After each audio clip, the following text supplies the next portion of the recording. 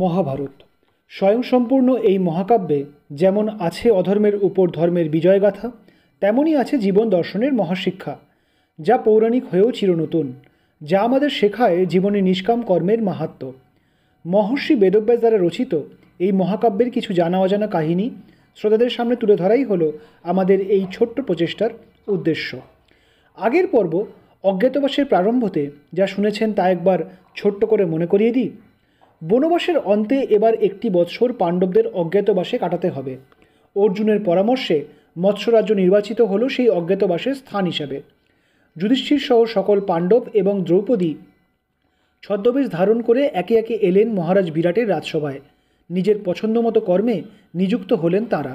1 বৎসর এখন সুপ্ত থাকতে হবে তাদের সকলকেই। তারপর কি হলো? মৎস্যরাজ্যের রাজা বিরাটের প্রিয়পাত্র হয়ে উঠতে পাণ্ডবদের বিলম্ব হলো না। কঙ্করূপী যুধিষ্ঠির অক্ষর হৃদয় জানতেন, তাই দুধক্রীড়ায় তাকে পরাস্ত করা কারোর পক্ষেই সম্ভব হচ্ছিল না।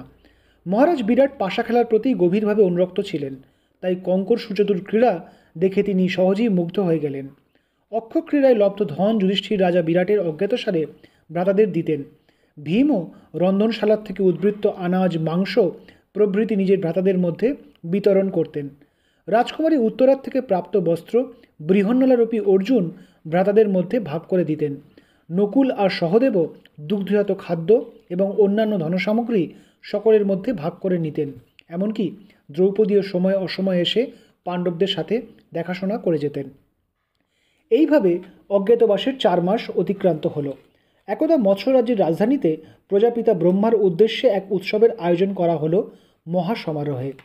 এই উৎসব উপলক্ষে নানা দিক থেকে বলশালী ও বিশালদেহী মল্লযুদ্ধ বিশারদ পুরুষেরা এলেন। এদের মধ্যে সর্বশ্রেষ্ঠ ছিল জিমুত নামের এক মল্লবীর।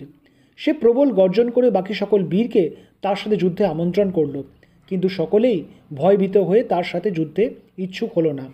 অতঃপর রাজা বিরাটের স্মরণে এলো যে তার পাকশালার প্রধান পাচক বল্লভ পূর্বে মল্লযুদ্ধে তার উৎসাহের কথা জানিয়েছিল। বল্লভকে ডেকে পাঠালেন তিনি। ছদ্মবেশী ভীমসেন এসে প্রণাম জানিয়ে বললেন, আজ্ঞা করুন মহারাজ, আমি আপনার কী সেবা করতে পারি? বল্লভ, তুমি তো মল্লযুদ্ধে উৎসাহী, তাই না? বললেন রাজা বিরাট। অবশ্যই, আপনার আদেশ হলে আমি এখনই এই মল্লভূমিতে নিজের দক্ষতার পরিচয় দিতে পারি, ঈষৎহাস্য করে বললেন ভীম। উত্তম, তবে যাও ওই জিমুতের সাথে যুদ্ধ করো। ওর ভয়ে কেউই ওর সাথে মল্লযুদ্ধে অবতীর্ণ হচ্ছে না।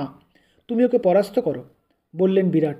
যথা আজ্ঞা মহারাজ, বলে ছদ্মবেশী ভীম গর্জন করে জিমুতের সামনে এসে দাঁড়ালেন। হাহ, মৎস্যরাজ্যে কি কোনো বীর অবশিষ্ট নেই মহারাজ, যে এক নগণ্য পাচকের সাথে আমাকে যুদ্ধ করতে হবে? সহাস্যে বলল জিমুত। মূর্খ, তুমি এখনই বুঝতে পারবে যে এই সামান্য পাচক তোমাকে কিভাবে পরাস্ত করতে পারে। সাহস থাকে তো আসো, যুদ্ধ করো, বললেন ভীম। আচ্ছা বেশ, তোমার যদি প্রাণের মায়া না থাকে তাহলে আমিই বা কেন পিছিয়ে থাকব, আসো। এই বলে জিমুত প্রবল বেগে ভীমকে আক্রমণ করল। 2 মত্ত হস্তির ন্যায় তারা কিছুক্ষণ যুদ্ধ করলেন। অবশেষে মহাপরাক্রান্ত বৃকধর ভীমসেন জিমুতকে অনায়াসে নিজের কাঁধে তুলে নিয়ে সজোরে মাটিতে আছড়ে ফেলে তার প্রাণ হরণ করলেন। সকলে বল্লভের নামে জয়ধ্বনি দিল। রাজা বিরাট অত্যন্ত প্রীত হয়ে বহু উপঢৌকন ভীমকে দান করলেন। অর্জুনের প্রশিক্ষণে রাজকুমারী উত্তরা ক্রমেই নৃত্যগীত কলায় পারঙ্গম হয়ে উঠলেন। নিজের কন্যার এই পারদর্শিতা দেখে তৃপ্ত রাজা বিরাট বৃহন্নলারূপী অর্জুনকে অনেক উপহার দিলেন। নকুলের তত্ত্বাবধানে মৎস্যরাজ্যের অশ্বগুলি দারুণভাবে তেজিয়ান হয়ে উঠল। সহদেবের কর্মক্ষমতায় বিরাট রাজ্যের গোধনগুলি বহু গুণ বৃদ্ধি পেল। রাজা বিরাট চারিদিকে এত সমৃদ্ধি দেখে ভীষণ উৎফুল্ল হয়ে উঠলেন। ছদ্মবেশী পাণ্ডবদের অনেক প্রশংসা ও উপহার সামগ্রী দিলেন। দ্রৌপদী সবই দেখেন, খুশিও হন, কিন্তু তার মন ভারাক্রান্ত হয়ে ওঠে। হায় নিষ্ঠুর ভাগ্য! যে রাজপুরুষেরা পৃথিবী শাসন করতে পারতেন তারা আজ নিতান্ত সাধারণ মানুষের ন্যায় দিনাতিপাত করছেন। দ্রৌপদী আড়ালে নিজের অশ্রুমোচন করেন। এইভাবেই মৎস্যরাজ্যে কেটে গেল 10টি মাস। পাণ্ডবদের অজ্ঞাতবাসের আর মাত্র 2 মাস অবশিষ্ট আছে। এরপরেই তারা নিজ নিজ স্বরূপে আত্মপ্রকাশ করবেন। তারপর সময় হবে সেই ধর্মযুদ্ধের। কিন্তু সহসা ঘটে গেল এক অঘটন। রাজা বিরাট মৎস্যরাজ্যের মহারাজ হলেও তিনি প্রৌঢ়। আসলে তার সকল ক্ষমতার উৎস তার মহাবলশালী শ্যালক মৎস্যরাজ্যের সেনাপতি কীচক। কীচক একাধারে অজেয় যোদ্ধা, নিপুণ রণশিল্পী, কিন্তু তিনি চরিত্রহীন। নারীদের প্রতি তার লালসা অপরিসীম। একদিন নিজের জ্যেষ্ঠা ভগিনী সুদেষ্ণার মহলে তার সাথে দেখা করতে এসে সহসা কীচক দেখতে পেলেন শৈরিন্দ্রী রূপী দ্রৌপদীকে। অন্ধ পতঙ্গ যেমন বন্যী শিখার দিকে ধাবিত হয়, তেমনি মোহে আর লালসায় অন্ধ হয়ে গেলেন কীচক। ভাবতে লাগলেন, কে এই নারী? ভগিনীর মহলে একে তো আগে দেখিনি। এই মনোহারিণী নারী কোথা হতে এসেছে? কী এর পরিচয়? না, একে লাভ করতেই হবে আমাকে। এই রকম ত্রিভুবনজয়ী সুন্দরী নারী এইভাবে দাসীর কাজ কেন করবে? এ আমার মহিষী হবে। এইসব ভাবতে ভাবতে কীচক সেই সময়ের মতো প্রস্থান করলেন। একদিন দ্রৌপদীকে একান্তে পেয়ে কীচক বললেন, তুমি কে নারী? এইখানে তুমি কি করতে এসেছ? তোমার পরিচয় বলো আমাকে। মহাসেনাপতি, আমার নাম মালিনী, আমি একজন শৈরিন্দ্রী, উত্তর দিলেন ছদ্মবেশী দ্রৌপদী। আমি এখানে রানী সুদেষ্ণার কেশ সংস্কারের জন্য নিজস্ব পরিচারিকা রূপে কর্ম করি। তিনি আমাকে ভরণ পোষণ করেন। হে মালিনী, মত্ত কীচক বলে ওঠেন, তোমার কেশরাশি নির্ঝর, তুমি নারী শ্রেষ্ঠা, তোমার অঙ্গে যেন বন্য বিহঙ্গের ছন্দ। তুমি এখানে দাসী হয়ে আছো? না না, তুমি আমার ভার্যা হও। আমার পুরাতন স্ত্রীদের আমি ত্যাগ করব। তুমি হবে আমার প্রধানা মহিষী, আমি তোমার দাস হয়ে থাকব। এ কি অন্যায় প্রস্তাব আপনার সেনাপতি? বিস্মিত ও উত্তেজিত দ্রৌপদী বলে ওঠেন, আমি বিবাহিতা, আমার 5 গন্ধর্ব স্বামী আছেন, তাদের পরিত্যাগ আমি করতে পারি না। আর তাছাড়া আমার মতো নিম্নবর্ণের নারীকে আপনার মতো বীরশ্রেষ্ঠ পত্নী হিসাবে কামনা কীভাবে করতে পারেন? আমি আপনার এই প্রস্তাবকে প্রত্যাখ্যান করছি, আর আপনার মঙ্গলের জন্যই বলছি।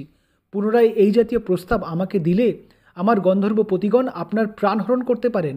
এই বলে সত্বর সেখান থেকে চলে গেলেন দ্রৌপদী।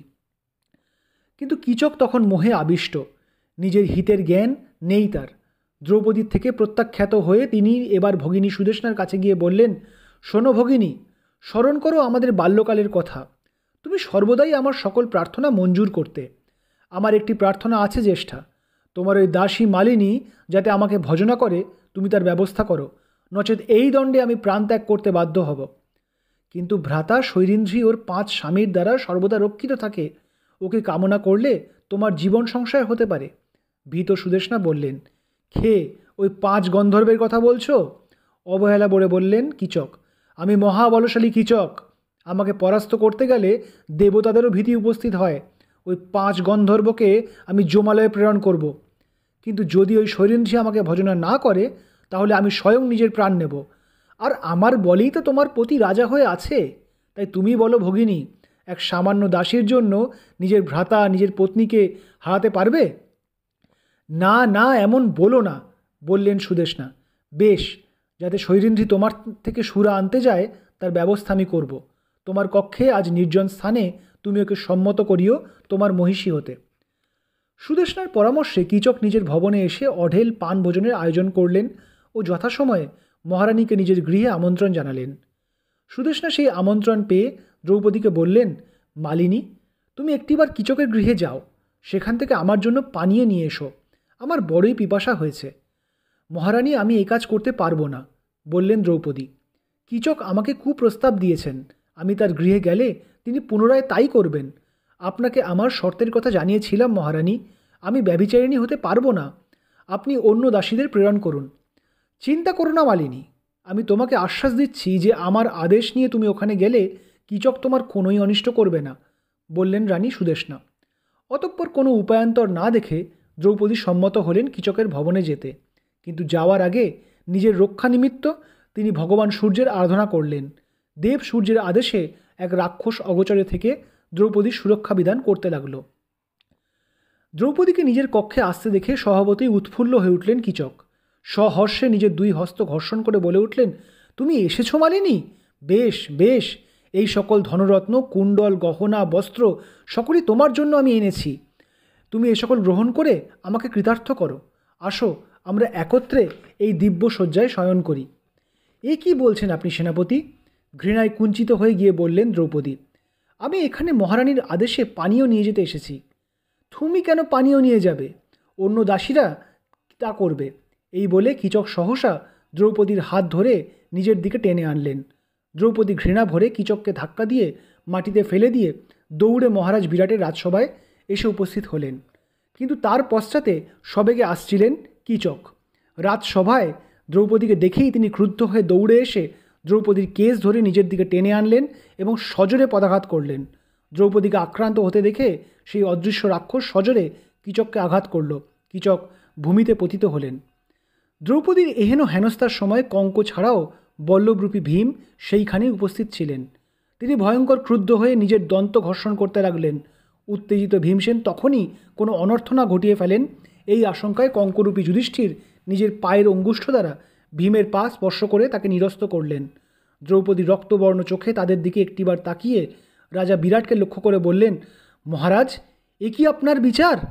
আপনার সামনে আপনার সেনাপতি আমাকে এত বড় অপমান করল, আর আপনি এখনও নীরবে বসে আছেন? আমার সেই গন্ধর্ব পতিরাও বা কোথায়, যারা আমাকে সর্বদা রক্ষা করার প্রতিশ্রুতি দিয়েছিলেন? মহারাজ, আপনি প্রতিকার করুন, নচেত আপনার ধর্ম মিথ্যা। শৈরেন্দ্রী, শান্ত হও, বললেন বিরাট। ইতিপূর্বে তোমার আর কীচকের মধ্যে কি বার্তালাপ হয়েছে তা না জেনে আমি কিভাবে কীচককে দণ্ড দিতে পারি? তুমি ফিরে যাও মহারানীর কাছে। বিরাট রাজের এহেন অন্যায় বিচার শুনে ক্রোধে যুধিষ্ঠিরের ললাট ঘর্মাক্ত হয়ে উঠল, কিন্তু এখন সেই ক্রোধ প্রকাশের উপযুক্ত সময় নয়। তাই ছদ্মবেশী দ্রৌপদীকে লক্ষ্য করে বললেন তিনি, মালিনী, তুমি এখন মহারানীর কাছে ফিরে যাও।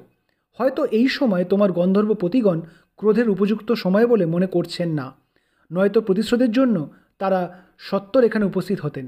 তুমি নিশ্চিন্ত থাকো, তারা তোমার দুঃখ দূর করবেন।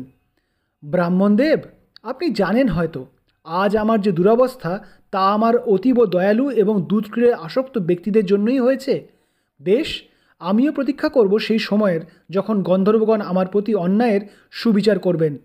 এই বলে সক্রোধে দ্রৌপদী রাজসভা থেকে প্রস্থান করলেন। নির্লজ্জের মতো দাঁড়িয়ে অট্টহাস্য করতে লাগলেন কীচক। রানী সুদেষ্ণা দ্রৌপদীর কাছে সকল বৃত্তান্ত শুনে বললেন, আমার আদেশ সত্ত্বেও কীচক তোমাকে এইভাবে অপমান করল? ঠিক আছে, মহারাজকে নিবেদন করে ওকে আমি চরম দণ্ড দান করব। না মহারানী, বললেন দ্রৌপদী, সেনাপতি কীচকের দণ্ডবিধান মহারাজ বিরাট নন, করবেন আমার গন্ধর্বপতিরা। অতি সত্বর কীচকের অন্ত হবে। এরপর দ্রৌপদী নিজের কক্ষে গিয়ে স্নান করে শুদ্ধ হলেন। অতঃপর সমস্ত দিন প্রতীক্ষার পর রাত্রিকালে যখন সকল রাজ্যবাসী নিদ্রায় সুপ্ত, দ্রৌপদী ধীর পায়ে উপস্থিত হলেন পাকশালায়। পারলে একটি মানুষ, বল্লভরূপী ভীমসেন, তিনিই পারেন কীচককে সঠিক দণ্ড দিতে। পাকশালায় গিয়ে ভীমকে আলিঙ্গন করে দ্রৌপদী বললেন, আর্যপুত্র, আপনি কিভাবে নিদ্রায় অভিভূত আছেন? আপনার প্রিয় পত্নীকে ওই কীচক এইরকমভাবে অপমান করল, আপনি স্বয়ং তা দেখলেন, তারপরেও আপনি এইভাবে নিদ্রায় মগ্ন কিভাবে? আমার প্রতি অত্যাচারের প্রতিকার করুন হে বৃকোদর। পাঞ্চালী, আমি সব জানি, কিন্তু জ্যেষ্ঠ ভ্রাতা আমাকে তখন বাধা দিয়ে রেখেছিলেন, নয়তো ওই দণ্ডেই আমি কীচকের মুণ্ডচ্ছেদন করতাম। কিন্তু তুমি এত রাত্রে এখানে এসো না, সত্বর আমাকে সব বলে নিজের কক্ষে চলে যাও, আমি ব্যবস্থা করছি, বললেন ভীম। আপনার অজানা কিছুই নেই আর্যপুত্র, আমাদের সকলের কষ্ট আপনি সচক্ষেই দেখতে পাচ্ছেন। এই দেখুন, আমার হস্ত দুটি ক্ষত বিক্ষত হয়ে আছে। জীবনে কেবল রাজমাতা কুন্তী ছাড়া আর কারোর জন্যই আমি চন্দনের বিলেপন প্রস্তুত করিনি। সেই আমাকেই আজ রাজা বিরাটের জন্য দিবারাত্র চন্দন বিলেপন বানাতে হয়। রাজার তা পছন্দ হবে কি না তার ভয় থাকতে হয়। আমি সম্রাজ্ঞী হওয়া সত্ত্বেও এখন রানী সুদেষ্ণার কেশ বিন্যাস করতে হয়। আর শুধু কি আমি, দিব্যাস্ত্রধারী অর্জুন এখন এক নপুংসকের ন্যায় জীবনযাপন করছেন। যার হাতে গান্ডীব শোভা পায় তিনি কুণ্ডল বলয় ধারণ করে নৃত্যকলা প্রদর্শন করছেন। আর্যপুত্র নকুল আর সহদেব অশেষ কষ্ট ভোগ করে অশ্বশালা গোশালায় নিদ্রা যাচ্ছেন। এইসব কি আপনার মনকে পীড়া দেয় না?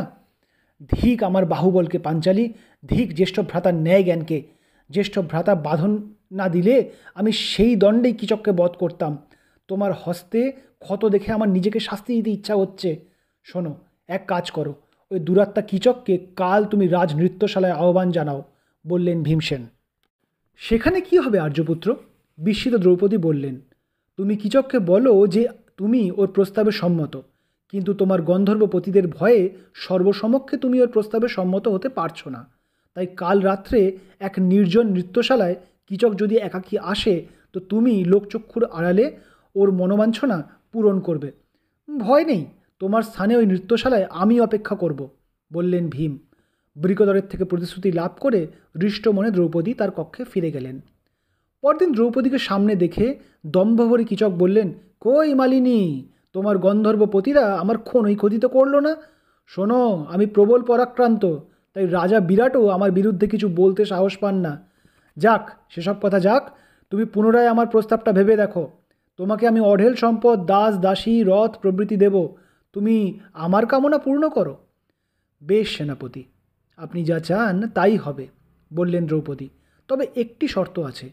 কী শর্ত? শীঘ্র বলো, আমি তোমার সকল শর্তে রাজি। উৎফুল্ল কীচক বলে ওঠেন, শর্ত এই যে আজ রাত্রে নৃত্যশালায় আপনি একাকী আসবেন। আপনার সেখানে আসার সংবাদ যেন কাকপক্ষীতেও জানতে না পারে।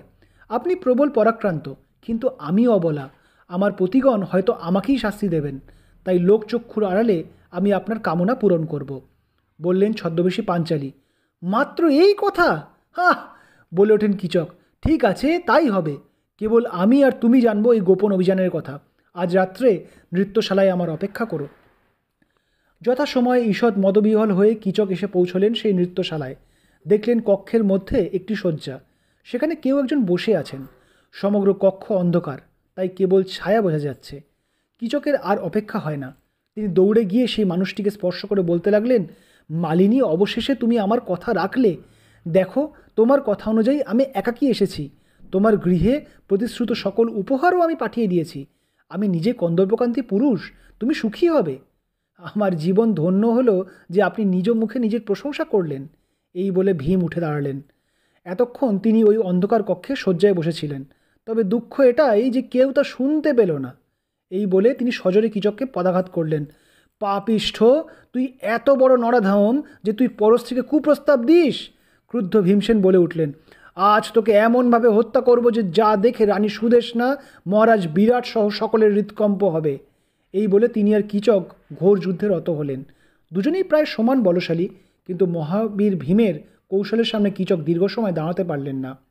ভীম সবলে কীচককে মাথার উপর তুলে আছড়ে ফেললেন ভূমিতে, অতঃপর সবলে তার কণ্ঠ নিষ্পেষণ করে হত্যা করলেন। মৃত কীচকের দেহটি তিনি এমনভাবে বিকৃত করে দিলেন যাতে কেউ চিনতে না পারে, আর সেই বীভৎস দৃশ্য দেখে সকলেই ভীত হয়ে ওঠে। পাঞ্চালী, আমি তোমার অপমানের প্রতিশোধ নিয়েছি, কিন্তু দেখো, এই কথা যেন কেউই জানতে না পারে। জ্যেষ্ঠ ভ্রাতার সত্য বিনষ্ট হোক, এ আমি চাই না, বললেন ভীম। নিশ্চিন্ত থাকুন আর্য, আর্যপুত্র যুধিষ্ঠিরের সত্য বিনষ্ট হোক তা আমিও তার পত্নী হিসাবে কামনা করি না। আপনি পাকশালায় ফিরে যান। আমি সকলকে ডেকে দেখাবো যে আমার গন্ধর্বপতিরা এই নরাধমের কী অবস্থা করেছেন, বললেন দ্রৌপদী। ভীম লুকিয়ে ফিরে গেলেন পাকশালায়। দ্রৌপদীর চিৎকারে সকল প্রহরীরা ছুটে এসে দেখল কীচকের দেহাবশেষ। সত্যি শৈলেন্দ্রীর পতিরা এইরূপ দুর্ধর্ষ। ভীত হয়ে সকলে মহারাজকে সংবাদ দিতে প্রস্থান করল। কীচক তার লোভের শাস্তি পেলেন, কিন্তু রাজা বিরাটের মনে এলো প্রবল ভয়। রানী সুদেষ্ণাও ভীত হয়ে উঠলেন। তিনি দ্রৌপদীকে এক কঠিন শাস্তি দিতে চাইলেন। কি হবে এবার? আজ এইখানেই শেষ করছি। আগামী পর্বে মহাকাব্য মহাভারতের আরও কিছু কাহিনী নিয়ে আবার আমরা আপনাদের কাছে আসব। ভালো লাগলে জানাতে ভুলবেন না। ধন্যবাদ।